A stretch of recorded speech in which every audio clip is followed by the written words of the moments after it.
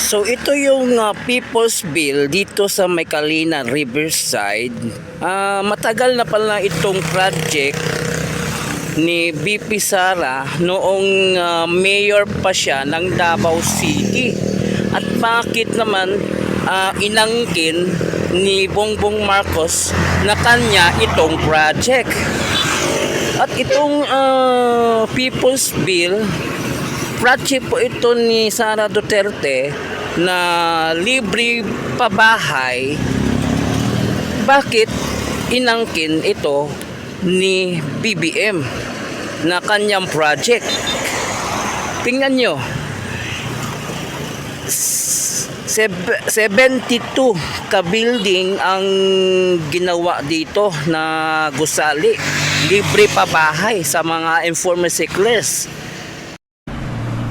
안녕하세요 여러분. 잘 지냈어요? 먹고 싶어 행복해서 만나서 반갑습니다. Ako po si Christopher Patal. Ngayon po patungo po tayo sa Maykalina Riverside. Tingnan po natin itong project ni VP Sara Duterte, itong People's Bill, libre pabahay, at bakit inangkin ni BBM na kanyang project. So tingnan po natin, tara, let's go.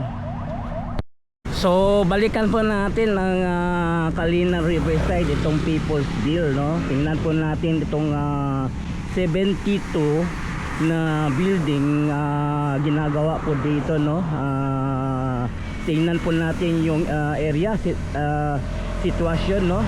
Pero kahapon, no, dumaan po tayo sa may City Hall.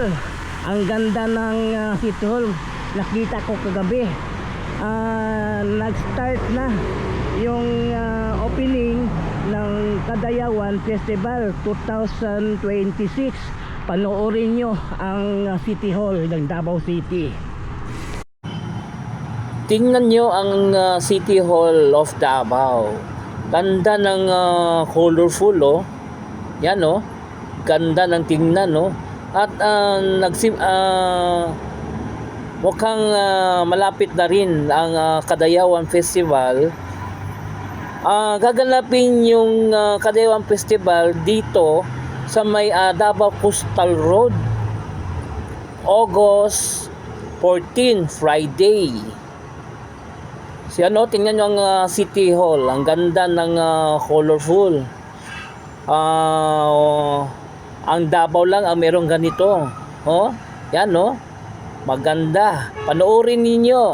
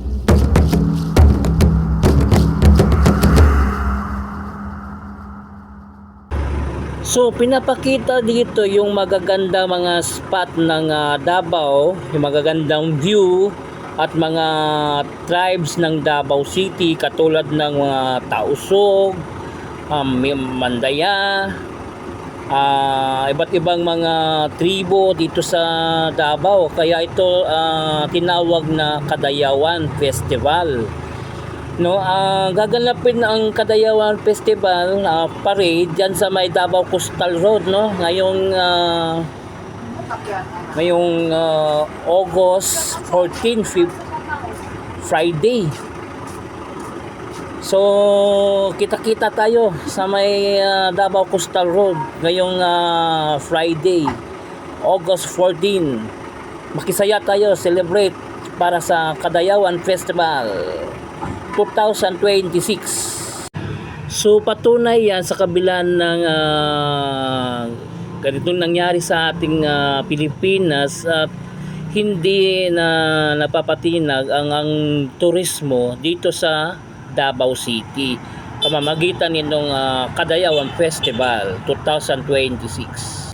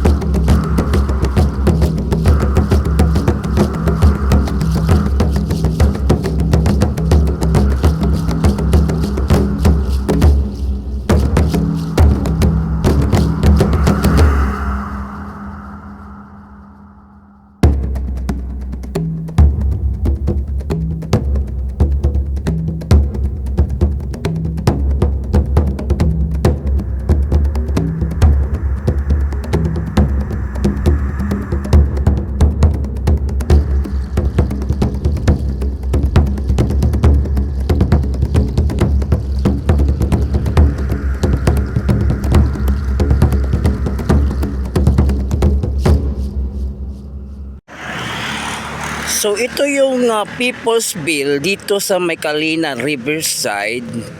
Matagal na pala itong project ni BP Sara noong mayor pa siya ng Davao City. At bakit naman inangkin ni Bongbong Marcos na kanya itong project? At itong People's Bill, project po ito ni Sara Duterte na libre pabahay. Bakit inangkin ito ni BBM na kanyang project? Tingnan nyo, 72 ka building ang ginawa dito na gusali, libre pabahay sa mga informal settlers. So kay BP Sara pala itong project nung mayor pa siya ng Davao City. Matagal na pala itong project. pero inangkin ni BBM. Wow, hanep talaga. Kayo na ang humusga. So yun, no, nakita po natin yung building 72 na project pa ito ni BP Sara nung mayor pa siya ng Davao City. So yun, hanggang dito lang yung update natin dito sa Kalinan, Riverside. Please subscribe to my channel, Chris Speaker TV. I-follow po ng akong Facebook page, Chris Speaker FB. So thank you for watching. Kamsahamnida, anyong, and God bless you all. Saranghayo.